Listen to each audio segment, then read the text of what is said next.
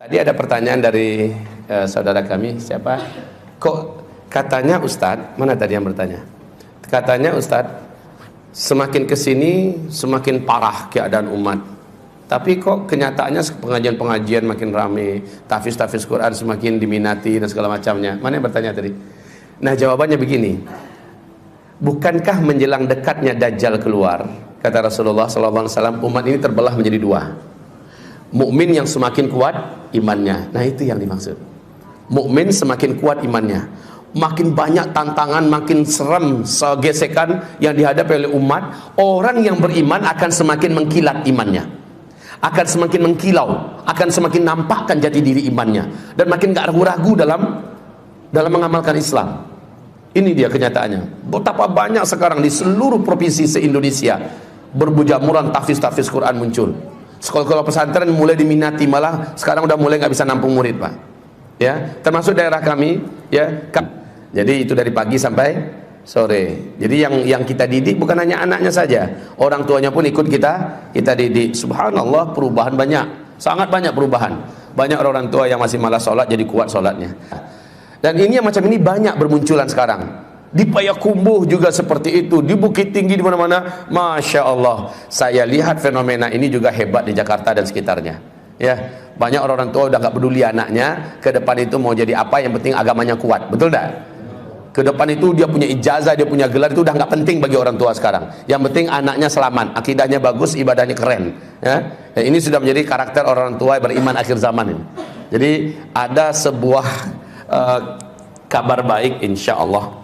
Kenapa CIA, KGB Rusia meyakini bahwa khilafah Islamiyah sebentar lagi akan menguasai seluruh dunia? Mereka melihat geliat yang sempurna sekarang, geliat kebangkitan Islam. Di Eropa bagaimana orang masuk Islam sekarang? Dahsyat sekali. Di Eropa, ya, dahsyat sekali. Kasus Rohingya ini juga salah satu pemicu banyaknya orang-orang non-Muslim masuk Islam sekarang. Ya, setelah penghancuran gedung WTC di Amerika, ya, itu pun menjadi pemicu berbondong-bondongnya warga Amerika dan dunia masuk ke dalam Islam, karena mereka tahu Islam tidak mengajarkan itu. Justru dengan kejadian itu mereka pelajari Islam, lalu mereka temukan Islam kebalikan itu semua, dan mereka temukan indahnya Islam. Di negara manapun sekarang ini Islam sedang menjadi favorit sekarang. Semakin ternyata Islam ini dimusuhi, semakin Allah nampakkan terangnya cahaya Islam. Jadi menuju fase kelima ini sudah dekat, sudah dekat sekali. Nah, generasi yang akan memimpin nanti, coba lihat garis amalnya, maksudnya amalnya. Walaupun iman mungkin tidaklah pasti tidak akan sehebat imannya para sahabat, tapi amalnya dan perjuangannya akan seperti para sahabat. Dan mereka rata-rata hafiz Al-Quran. Maka Bapak Ibu, para sahabat hafiz Quran tidak? Para sahabat hafiz Quran. Sekarang coba lihat Erdogan ketika dia menggiring puluhan ribu anak-anak di jalan raya, didampingi oleh militer, didampingi oleh polisi, didampingi oleh orang tua. Apa kata Erdogan? 10 tahun yang akan datang anak-anak ini yang akan memimpin Turki. Masya Allah. Dan dia meyakini bahwa anak-anak ini akan kita jadikan sebagai anak yang hafiz Al-Quran seluruhnya. Puluhan ribu, Pak.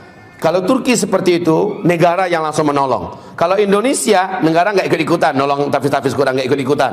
Tapi bermunculan dah? Enggak aja dibantu oleh negara, sudah begini hebatnya kemunculannya. Walaupun sudah ada pihak-pihak yang mencoba mendiskreditkan. Ciri-ciri keluarga teroris adalah anaknya dimasukkan ke sekolah tahfiz. Ya kan begitu kan? Walaupun ditakut-takuti, orang beriman udah nggak takut. Alhamdulillah, saya lihat ada gejala yang positif. Terjawab ya, insya Allah.